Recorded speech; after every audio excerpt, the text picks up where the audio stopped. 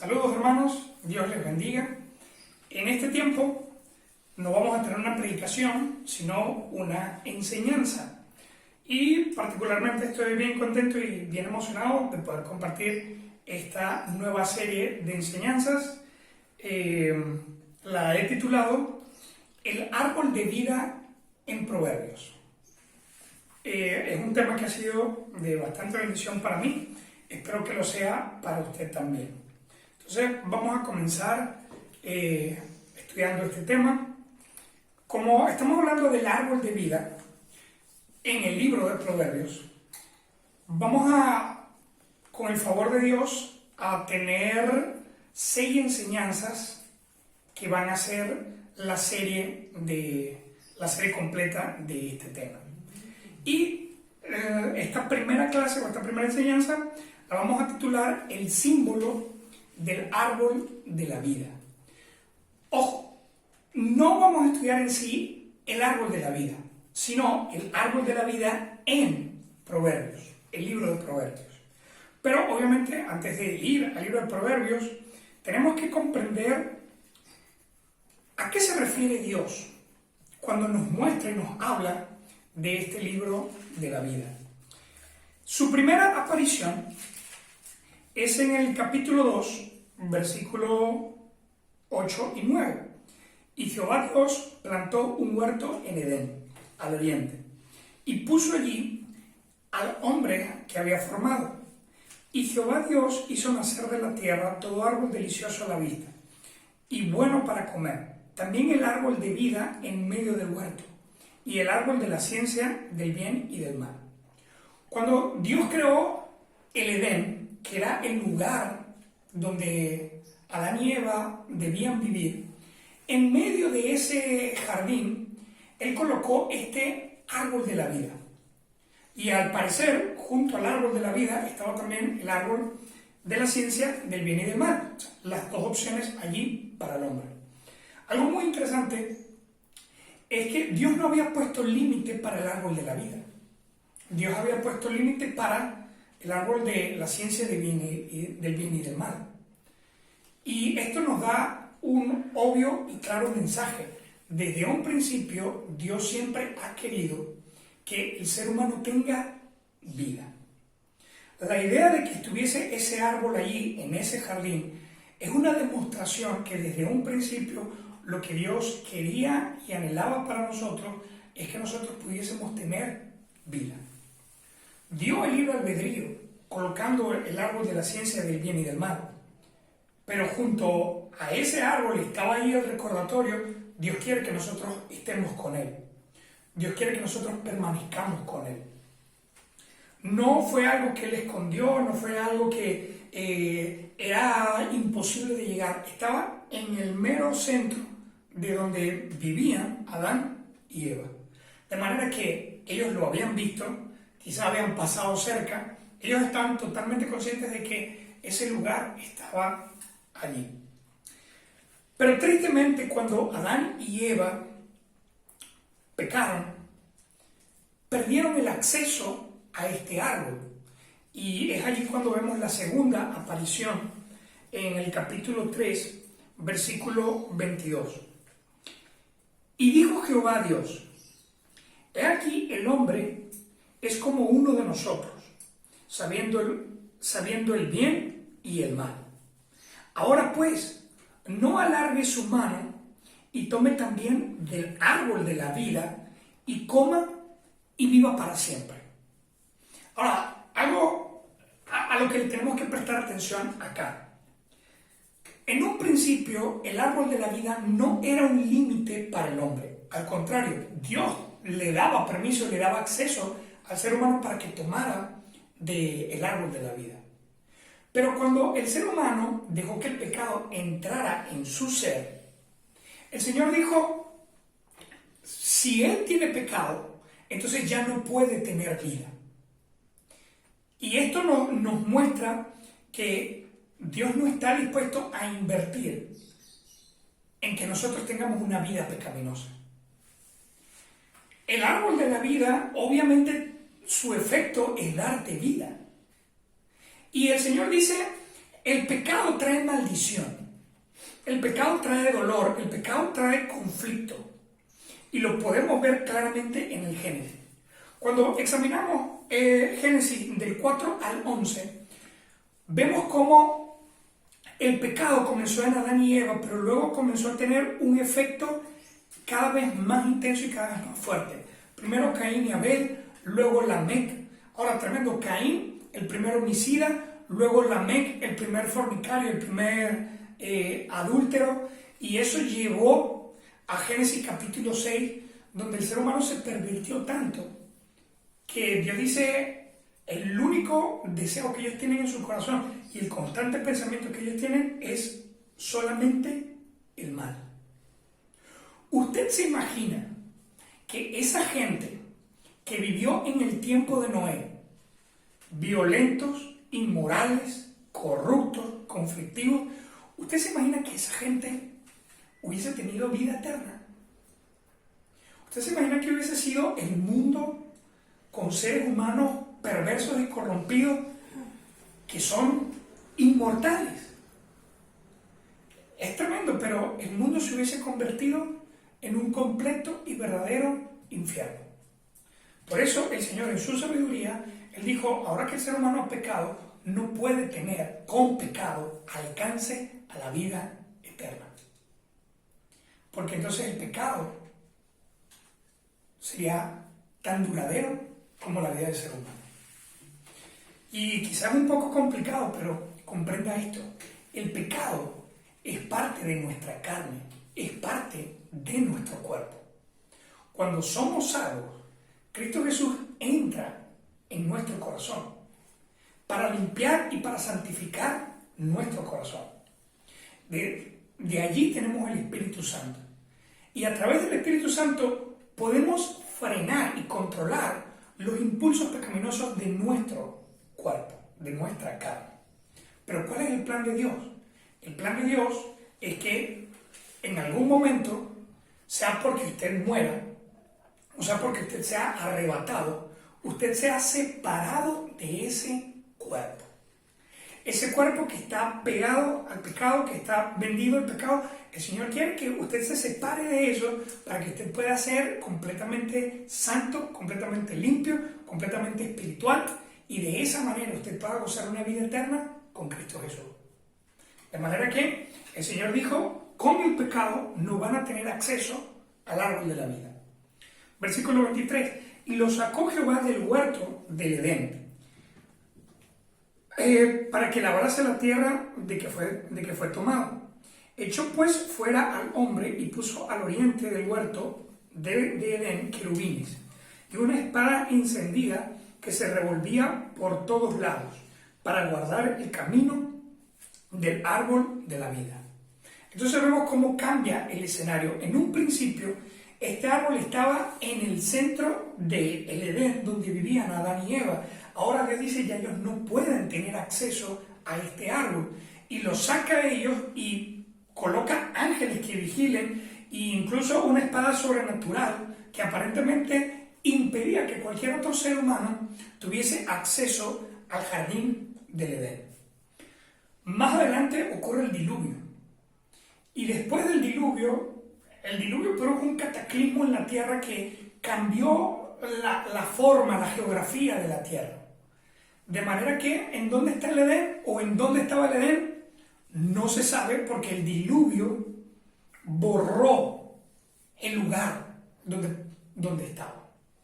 Sin embargo, el árbol de la vida es un símbolo que Dios quería que su gente recordara.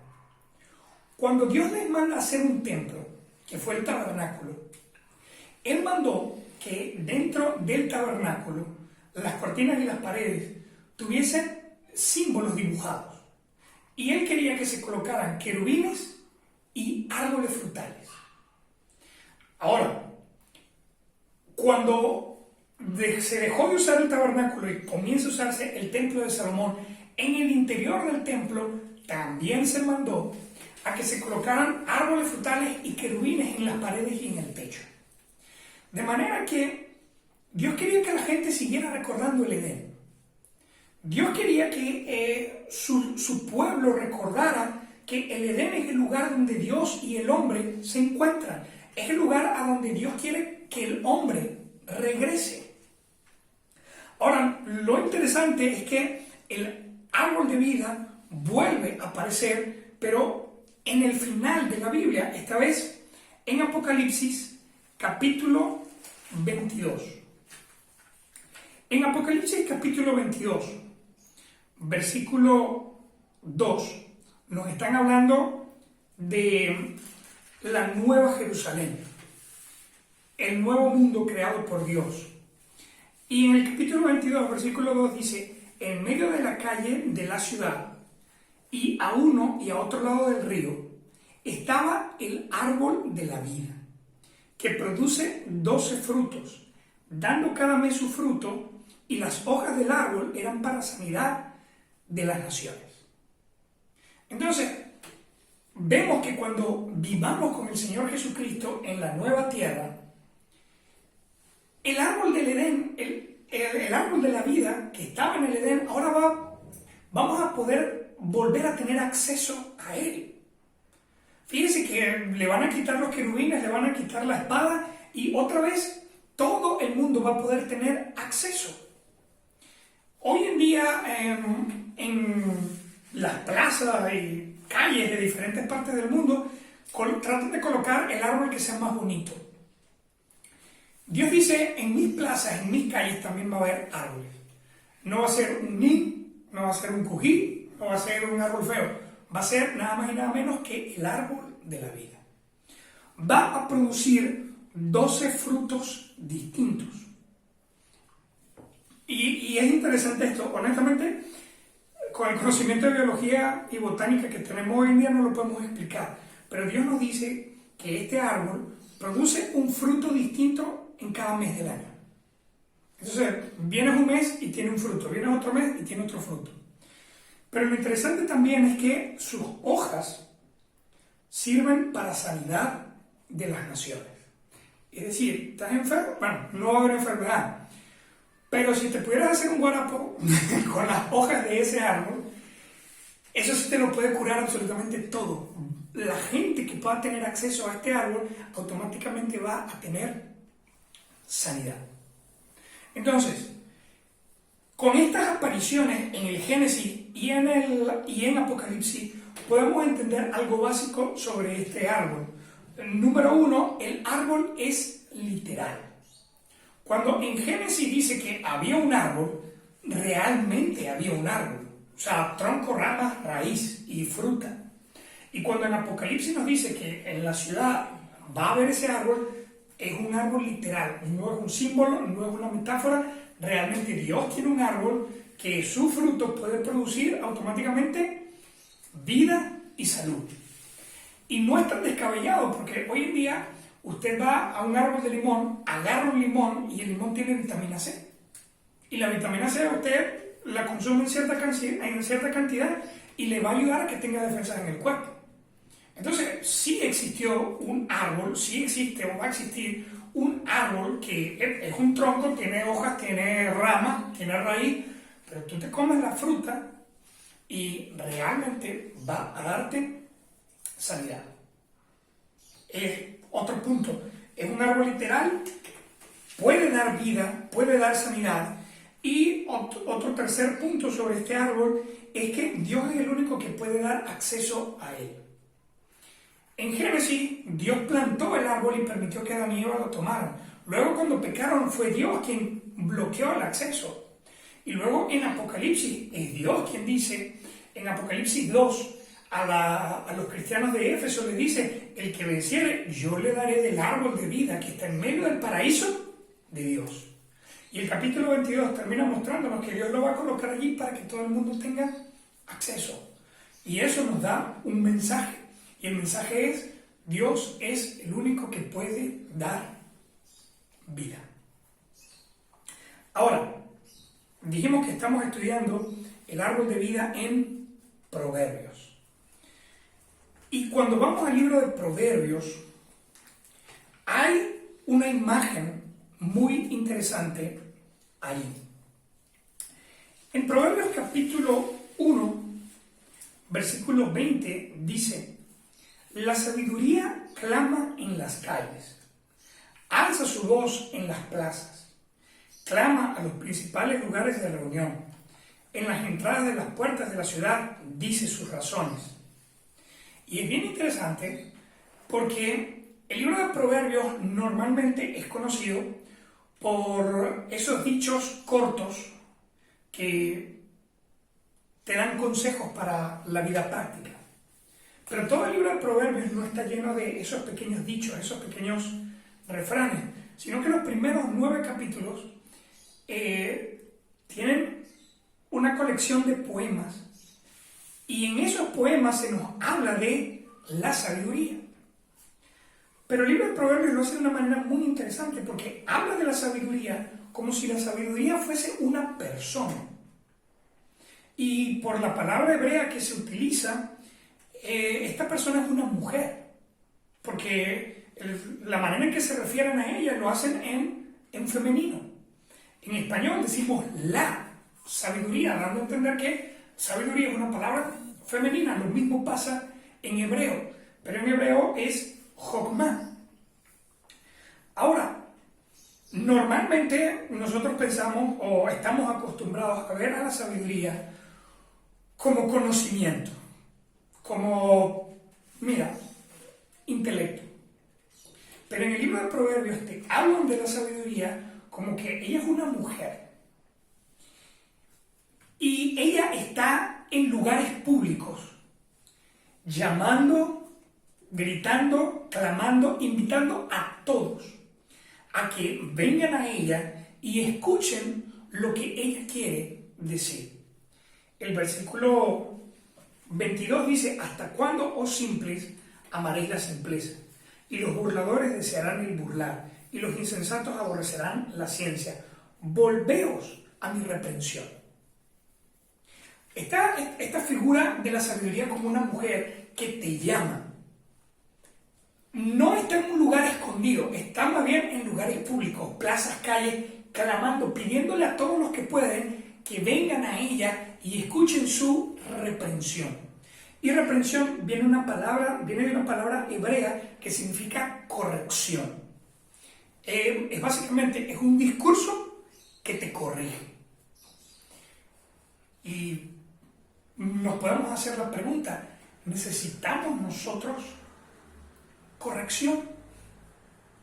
¿Necesitamos nosotros que venga alguien y nos diga: mira, eso está mal y tienes que aprender a hacerlo bien? Si usted es una persona altiva, orgullosa, soberbia, necia, simple, de seguro usted dice: no, pues fíjate que no. Yo no necesito a nadie que me corrija, que me diga cómo son las cosas, porque ya yo lo sé. Ya yo estoy claro, a mí nadie me corrige, a mí nadie me regaña, a mí nadie me enseña. Yo lo sé todo, y si no lo sé, yo solito lo puedo aprender. Déjame decirle que eso lo convierte en una persona que es sabia en su propia opinión. Y desde Génesis hasta Apocalipsis vemos que toda persona que es sabia en su propia opinión siempre termina equivocándose, y su error lo lleva a maldición y a condenación. Entonces, la sabiduría de Dios está haciendo una invitación: venga a mí todo el que necesite corrección, todo el que comete errores, todo el que falla, todo el que peca, venga. Y la sabiduría de Dios le va a enseñar el camino correcto. Ahora, como le dije, estamos estudiando el árbol de vida en el libro de Proverbios. Proverbios en el capítulo 1 nos muestra a la mujer sabiduría. Nos está invitando a venir a ella. Pero luego el capítulo 3 nos dice qué puede ocurrir si aceptamos su invitación y venimos a ella. Capítulo 3, versículo 13 dice: Bienaventurado el hombre que haya la sabiduría. Y recuerde, ¿qué significa bienaventurado? Bienaventurado es una persona que tiene una bendición abundante. Hay gente que dice, no, es triplicada. No creo que sea triplicada, yo creo que es abundante, algo que se derrama, se desborda. Dios señala que el hombre que tiene la sabiduría realmente tiene esa bendición que sobreabunda. Y es aquí donde tenemos que examinar. ¿Realmente soy yo una persona bendecida a los ojos de Dios?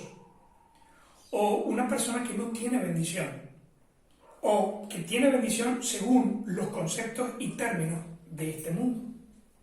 Hoy en día hay gente que cree que bendición es tener dinero, que bendición es tener propiedades, que bendición es tener suficientes títulos o suficientes galardones para pasar por encima de los demás. Hoy en día hay gente que cree que tener bendición es tener el poder para romper la ley, para violar lo justo y lo correcto y salirme con la mía. Pero a los ojos de Dios, eso no es bendición. A los ojos de Dios, ese es el rumbo a la maldición. Por eso es muy importante, cristiana, que tú examines hacia dónde estás dirigiendo tu vida. Hacia las metas de Dios, o a tus metas personales, o a las metas que establece este mundo. Hoy en día es impresionante la cantidad de cristianos que se preocupan porque sus hijos estudien, tengan títulos, que no está mal, pero el error viene cuando pensamos que la instrucción académica es más valiosa que enseñarles los principios de la Biblia.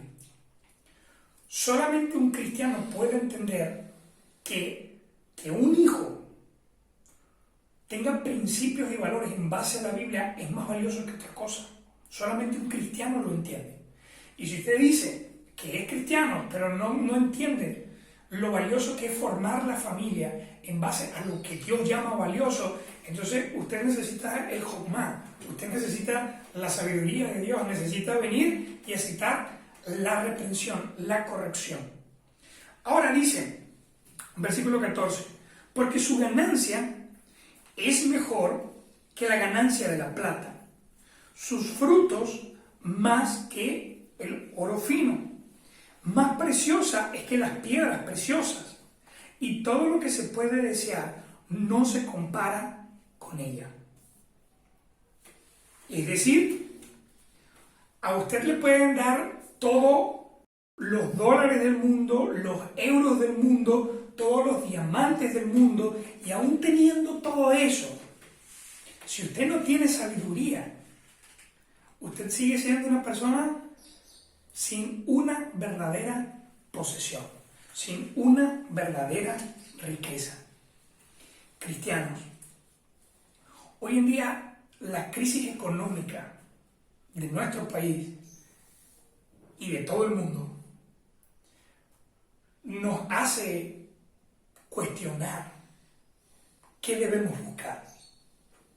Y a veces pensamos que, bueno, yo estoy orando, yo estoy meditando, pero no me están saliendo las cosas como yo quiero. Yo creo que voy a tener que empezar a buscar por otros lados.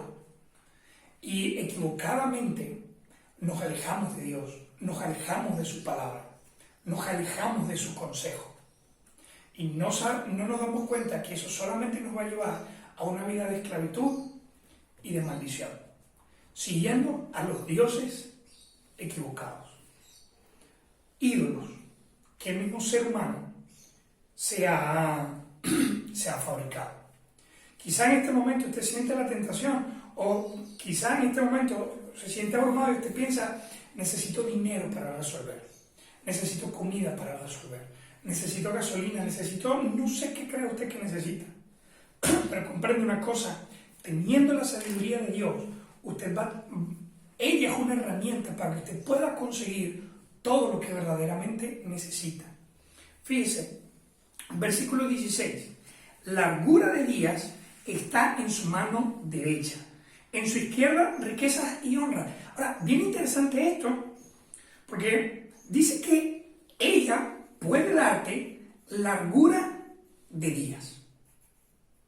Y comprendemos que cuando dice largura de días, es una forma poética de decirte, ella puede darte vida. Ahora, en el Génesis se nos presenta un árbol que produce fruto y que si tú tomas ese fruto puedes sanarte y puedes tener vida. Pero ahora el libro de Proverbios nos presenta a la sabiduría. Y la sabiduría dice, mira, yo tengo una corrección, yo tengo entendimiento, tengo inteligencia, tengo un montón de cosas. Y el que la toma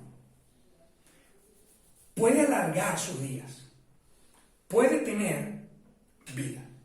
Y por si no me has agarrado el hilo todavía, en el versículo 18 dice, ella es árbol de vida a los que de ella echan mano, y bienaventurados son los que la retienen.